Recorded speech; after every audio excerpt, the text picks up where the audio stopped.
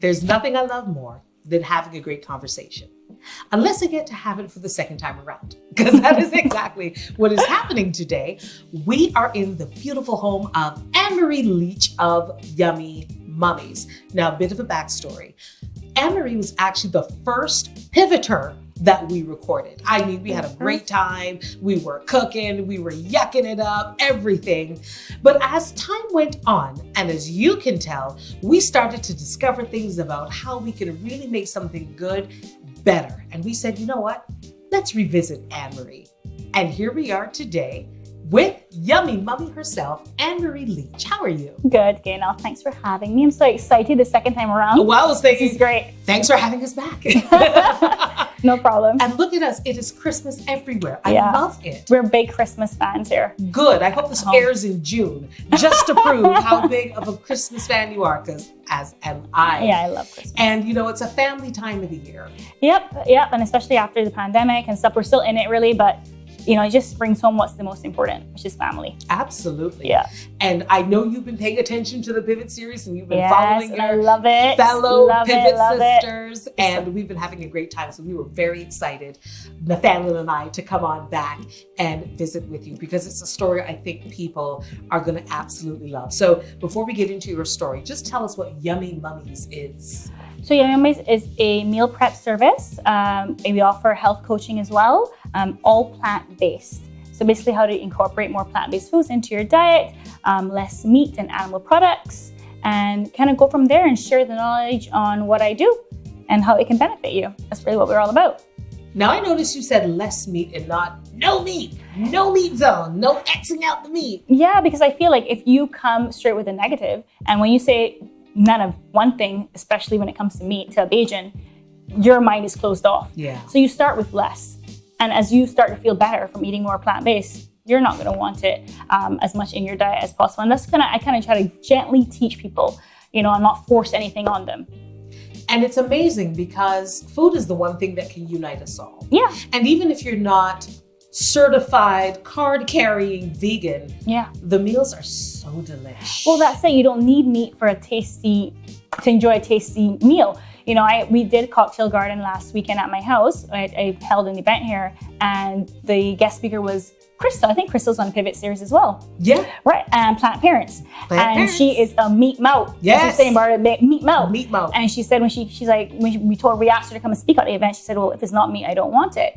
And then she made a post after the event saying it was plant-based, but everything was delicious. And you've convinced me that you can eat plant-based and enjoy food. And that's just what it's about. Yeah. Helping people to open their minds, realizing that, you know, first of all, you don't only have to have animal protein for it to be protein. Right. So you can be healthy, plant-based, but also that it tastes good. Yeah. It actually tastes good, you know, so that's just what it's really all about, sharing knowledge. Sharing knowledge. And the thing is, your knowledge probably started like most people's knowledge in the kitchen, at the feet of grandma, at the feet of mom, definitely, dad, whomever. Yeah. And I know you credit your grandmother a lot for a lot of the things that you would have learned in the kitchen, to the point where you actually won your first cooking competition. Yeah. Very, very early. No, exactly. It's all about, you know, she was my greatest influence when it came to cooking. And in the kitchen, I was with her all the time, especially around Christmas. But my first competition I won with a savory green banana loaf. And I literally was, you know, just had the ingredients and what could I do with this? And I was looking at a lot of meatloaf recipes and I said, I don't like meat. I've never liked meat. And I just never really liked it. I always left it to the side. And that's how it kind of started. And I played around with it. And I said savory banana loaf, green banana loaf, and went from there. I won my first competition. $10,000. Wait, what? Yeah, $10,000. Okay, I didn't know about that. And the Prime Minister's Award. Yeah. Wow. Yeah. Okay, because I would have been vegan in a minute if I knew that's what we were handing out. Well, and I always say, like, you know, because I didn't start off only doing meat. Sorry, only doing plant-based. I started off doing meat because that's what the Asians like. Yeah. And, you know, got to make the money. I wasn't making money when I started doing it. And but more and more, I just kind of said, I want to follow my passion. I don't want to do what everyone else is doing just for money. Not that money isn't important, but following your passion is more important. Doing what really you love to do, because then the money will follow. And so far, it hasn't steered me wrong. You know what? Good for you. Yeah. And this is really what the essence of the series has been about. Yeah. People who have taken the decision, pivoted, and followed their hearts and minds, because you don't just follow your heart. You got to take your mind on with you. Yeah, exactly. So what we would like to do is get into who Annmarie is. Like, what was growing up like, especially one of three young women, three girls in the house with mom and grandma. I think we were always growing up, we were always encouraged to be creative.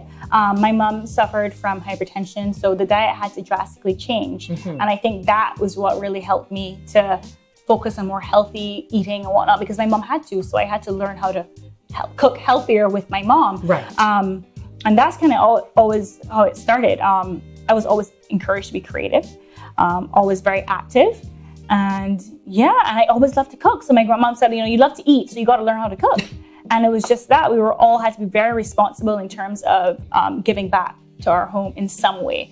And cooking was my way, how I could do it the healthy way or the healthier way. And sometimes I'm sure it was like, not taste good. I remember when I first had Kaylee and I would try all these, I would always make like mac and cheese, but it was like maybe with squash. I wouldn't use any cheese. It would be like pureed squash for the cheese. And my friends would be like, what are you doing? And I was like, cheese isn't good for you. Dairy isn't good for you. It causes inflammation. And they would look at me like, what's wrong with you? Give the girl some macaroni and cheese. Squash is not doing it. I said, she's gonna eat macaroni and cheese. Yeah. But she has to know the other option as well, because the more information you have, the better your decisions are gonna be. Absolutely. So that's And you brought her up because one of your babies actually influenced your decision to actually look at this passion project and monetize it. Yeah, exactly. So I was currently in a business. I was in a business and, I wasn't doing well and times were hard. And I just, I don't like to give up. So I was just trying to make the best of the situation. And we went into the supermarket and she wanted a Magnum. And Who does, right? And I said, no, there are vegan Magnums available. Oh, really? Yeah. Oh, I can check those out. Yeah, they're really good. But so I said, she said she wanted a Magnum. And I said, I don't have any money. And she said, you never have money. Ooh. And I was embarrassed, but it also struck something in me. I said, well, you're right. Why am I working so hard? All this talent, all this energy towards something that's not making you any money. And I decided I had to look at things differently. Whereas I was chasing money before and not getting it, I had to chase a passion. Because when you chase a passion, as I said before, money will flow from it. And that's how Yummy Mummies came. I literally took a picture of my lunch, which was vegan. And I said, who wants lunch? And it started from there. I do. I want lunch. What is that? It was hummus and black rice with a salad on the side and super simple. Yeah, but super yummy and healthy and different. I feel like maybe I was probably one of the first on the island doing plant-based. Not the only, but one of the first. So a lot of people definitely weren't accustomed to it, but it was what I liked to eat. And I've had clients now for 5 years, stuck with me through thick and thin because of how they feel, and it just goes from there, really and truly. Yeah. Why I love following stories, and there is a woman who I hope sees and hears this episode, and I introduced her to you online, Tabitha Brown. Oh, yes. How Oh my gosh. addictive is Tabitha? Her energy is crazy addictive. It is. Yeah, and I follow her now because you introduced me to her online. Yeah, because I'm like, oh no, I think good vegans need to know each other, good energies. And a lot of what she said was, I was having headaches all the time. Like, it was like a day that she woke up without a headache was a weird day. Yeah. Because she's not accustomed to the clarity. Yeah. And she just wasn't feeling well. And I don't know how exactly she got turned onto plant-based, but it was recommended she just incorporated more fruits and vegetables in her diet and cut out a little bit more meat. Right. And that's why I always start with less meat. Yes. Because if I tell you no, automatically that's like, whoa, no? Yeah. But why can't I? And now this is nothing more that I want more than this meat. Exactly. But as you say, include more and take less of, then you're open to the idea of it. And plant-based is, vegan is ethical, which is fine. Yeah. You care about the animals, I care about the animals too, but plant-based is more focused on health. Incorporating more things, less processed items, and you will start to feel the change because there's crap in everything. So, and I guess we don't notice it until it's no longer there. Right. And for her, the first thing was the headaches were gone. So that's already a cure. Exactly. And then the energy started to come and the skin started to clear up and her spirit and her hair, everything just started to go in the right direction. And I run a lot. I mean, I run maybe at least 20 kilometers a week. See, that's a lot right there. All of that is a lot. But, I found I had, and I used to do, what's it called? Oh my gosh, the weights. Man, Fanny will help me. What is it called? Oh, you mean like when you do CrossFit? There we go. I used to do CrossFit. And I used to find that I had so much energy when I started eating plant-based. I felt lighter and I could go farther for longer when it came to running, but I could lift heavier. And I said, my body is doing less to break down all this animal protein. So it's giving me more energy and more focus on other parts of my body. Yeah. Maybe that's just my logic, but no, it probably is true. Yeah, well, how I felt, it's like, I say, you may not want to do something when you start to feel better. You're going to want to stick to whatever it is that gives you that feeling. Right. You're going to want to continue to feel that way. And for me, plant-based was that. So we do want to get real, because what we don't want people to think is, well, one day she felt bad and she did something that made her feel good and she has a business, and today we're in her house.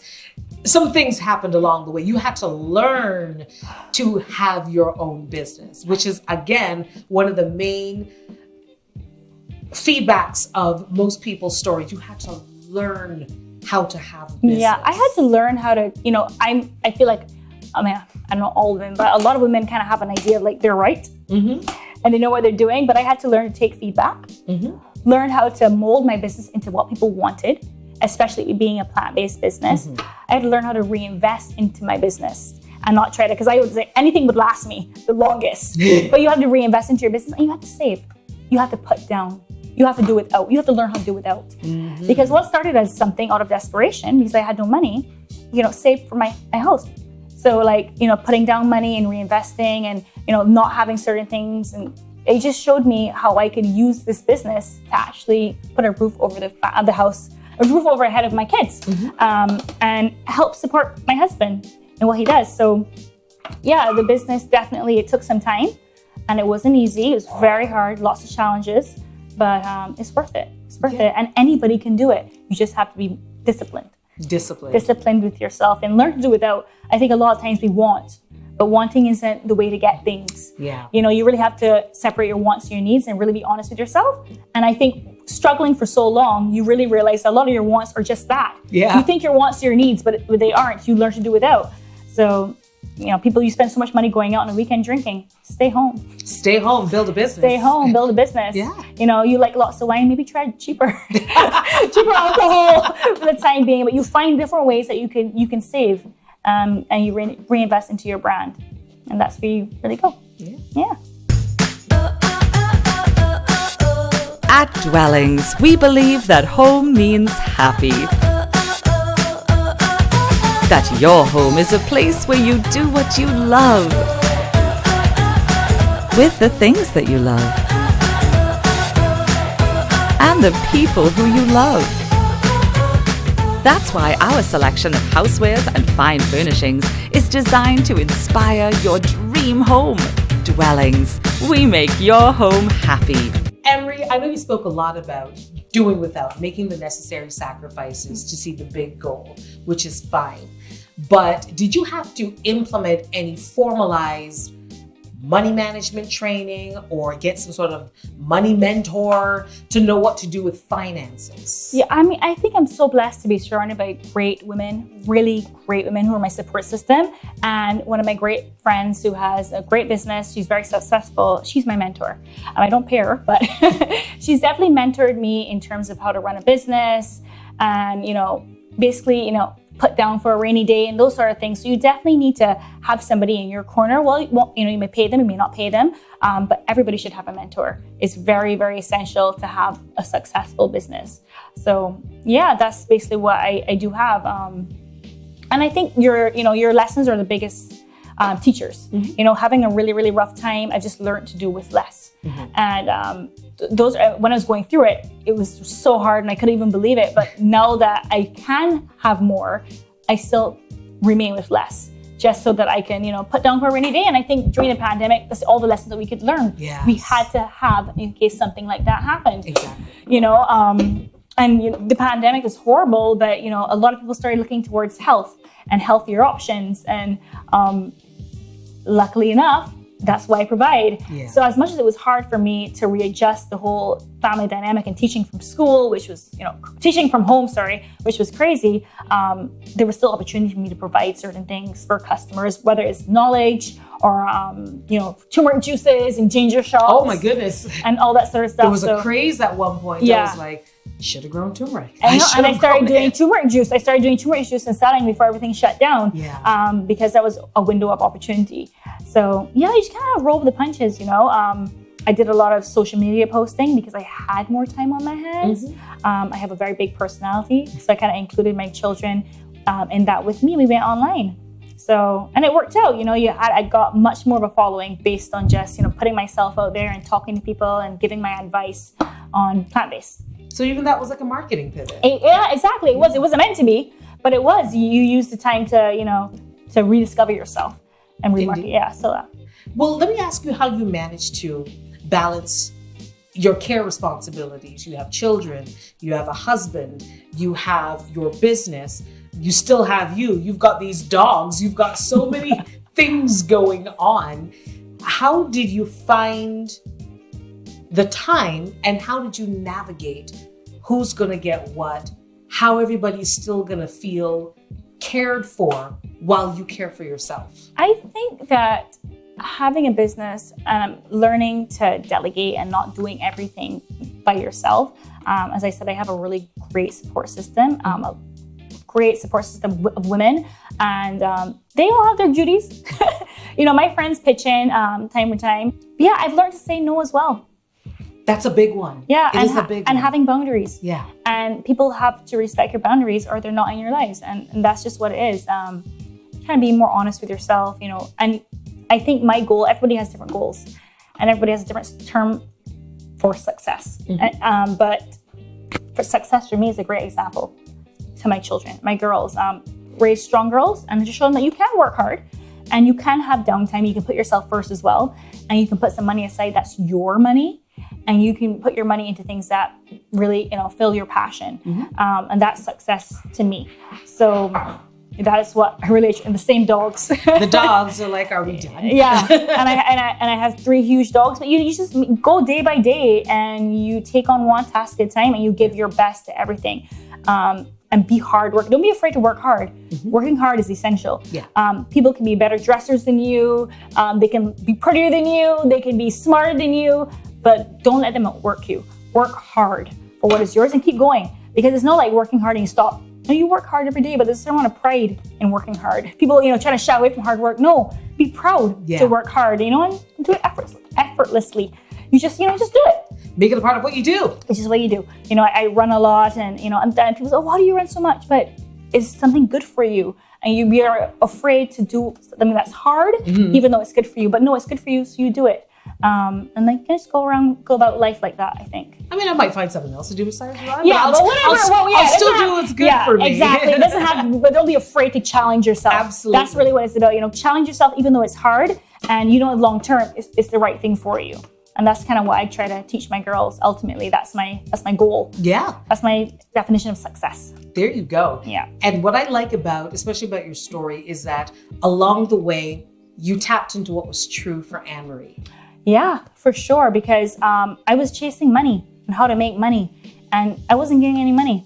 That's also the title of the movie. Was chasing money, wanted money, was not getting money. And it's not that money isn't important. Of course, it's essential. Yeah. You need money. And, back in the day, I think you don't want to be rich because, that's taboo. You shouldn't want to be rich. I'm not saying I want to be rich, but I want to be comfortable.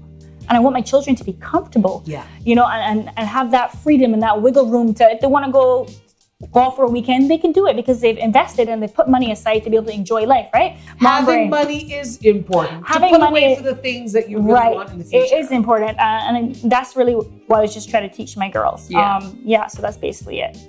And that's a fantastic lesson as far as I'm concerned. Also, it makes you really think about the stuff you really want as opposed to the fleeting things that you may want it today, 2 days later. It's like buyer's remorse. Yeah, exactly. I feel like, you don't want things, but it's so many times I've bought things and in like a day or two, it's like, oh, I have them now, but I didn't really need it. It's a want, and we have to really separate our wants from our needs, and really go from there, and then I think a lot of things will be clear, and you'll have a little bit more put down right for yourself, and you kind of differentiate. So now you may not want to take Yummy Mummies into the franchise realm of business, but ultimately, what would you want this business to do for you and your customers and your family? I think I was most of all right now. So right now, I mean, I don't want to make it, into a huge franchise. But the thing is that when I started, I didn't even think I'd be doing it for this long. It was just basically following my passion, and the money will follow. And that's what kind of happened from doing it. But I think I want to educate people more than anything else. Barbadians who are so focused on meat being the only protein source. Right. To understand that you can incorporate more vegetables and a better, less processed diet on a budget. And then you don't have to avoid, then you can avoid all the sicknesses and stuff that come along with it. We have so many sick people, and it's related to food. Yeah. So that's really want to teach people, really show and understand, let people understand that you can have a better diet. It doesn't have to be super expensive, and live a more sustainable life. Yeah. Yeah, that's really what I can't help but thinking that we're going full circle from the time of our grandparents who would tell you we lived on the ground. Whatever came out of the ground ended up in the table, ended up in our stomachs. Yeah. And they live long. But that's it, and I always say you start off, you don't say no to one thing, you just Right. incorporate more things. And you start to feel better. And I don't think a lot of my people on my meal plan, they only do plant-based, but I'm sure they still eat meat. But at least one meal of the day is no meat. And that's where it starts. And you feel better, your workouts are better, you have more energy, and you go from there and you continue it. Because once you feel good, you want to keep going back to that feeling. So I want to go back to the teaching, because I only realized in the last year and a half that I really do enjoy teaching and helping people. If they want to speak better, if they want to project better, if they just want to be able to say hello without feeling like they're breaking out into hives in a public situation. I found out only recently, I actually enjoy that. Yeah. What do you really want to teach? Well, I've started to teach people and coach people, how to incorporate more things into your diet. So for example, pumpkin seeds are full of protein. And who's going to sit on there and just pop pumpkin seeds in your mouth? But a lot of people have nut allergies. Yeah. So what do? You take pumpkin seeds, which are very high in protein, and you take the nuts out and you make a pesto. You see, I would never have guessed that. So you're thinking of having your protein in a piece of meat, chicken, steak, fish. But if you had this pesto on some whole wheat pasta or some gluten-free pasta, you're actually having your protein without actually having meat. So just teaching them tricks, so to speak, of how to incorporate more plant-based sources. And that's what it's really about. So people think plant-based is boring. It's just steamed vegetables. No, it's not. You can take your traditional sauces and just incorporate more. I just put out a Christmas menu where we're doing vegan shepherd's pie for Christmas. Oh, I'd be interested in that. Yes. And you're using the lentils, which are super high in protein, as your meat replacement. And that's why you're having your protein in it, and you're lighter, and you feel better, and you don't feel like you're going into a coma. Pretty much at the end of the evening, when you're really supposed to be Christmas enjoying your time. Yeah, exactly. So that's just basically all about teaching people how to get more plant-based protein sources into their everyday diet. Yeah. And that really leaves your legacy, because if you teach me one thing, I can say, you know what I learned from Annmarie? Yeah. Lentils over meat. I may not do it every time, but if you do it a couple of times, you can't be worse off. Exactly, and you're mixing it up, and you have more variety in your diet, which is really what's important, because then you'll go long term with it. It's not really a diet; it's a lifestyle change. And that's really what I want to teach people. And I've started to teach it. A lot of patients that have different issues with them, health problems, and they've learned they're learning how to incorporate more plant-based into their diet. So that's really what I hope to help people with. I can't help but think that somewhere out there is a young man or woman saying to themselves, for the longest time, I have had this burning desire to do X, Y, Z. I don't have the money to start. I don't know where to begin. Yeah. But those are real questions. Those are real thoughts and worries. How do you even tell them where to start? You just start. Just start. Action cures fear. Action. Can we get a t-shirt? Action cures fear. I stole that from my mentor. That's exactly it. And that's why you have people around you. For me, it's my friends, my female friends. They're great supporters, but you have people who motivate you and want you to become better and work harder and think outside the box. And, she has that as her WhatsApp what's it called? The status. The status, yeah. Yes. Action cures fear. And it's true because all these fears that consume our mind and they stop us from going. They numb us, and we just have to keep going and then you'll figure everything out. When I started Yummy Mummies, it was a picture, as I said before, of my meals. I didn't know I was starting. I had $20. $20. $20. And I bought some chickpeas and I soaked it and I boiled it and I made hummus. And I had some black rice and I bought that and I put that together with some tomato salsa, and that's how it started. We're so afraid to start. But when we just start, everything is gonna, starting, following your passion, not chasing money, right? Chasing your passion, and just going for it, all in, work hard. And I'm telling you, like 80% of the time it's gonna happen. And if it doesn't, it's for a reason. Right. And we use that failure, yeah, as, because there's no real failures, but you use that failure to push you into something greater. And I always say, if we start to reassess and redefine our relationship with this thing we call failure, exactly, what we find is we're still on the learning curve. Oh my gosh, like I can't tell you, people always see the great things. So they see me at Bliss, I do Bliss every year. This is the first year I didn't do Bliss due to the pandemic. And, Annmarie, you're doing so well. And I love to see the comments on Instagram. So proud of you, girl, doing so well. And so many times I have questions like, am I doing well? Because you question yourself and you judge yourself. But you can't let that take over you. You got to keep going. Yeah. You got to keep going. You got to use every failure as a stepping stone to something greater. And you just have to, don't stop. Keep going. And because you're inspiring people along the way. You don't even realize you're inspiring people, but yeah. Action cures fear. Action cures fear. Great, huh? Great. But it's so true.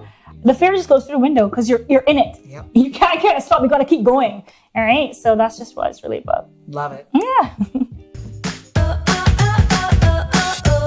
At Dwellings, we believe that home means happy. That your home is a place where you do what you love.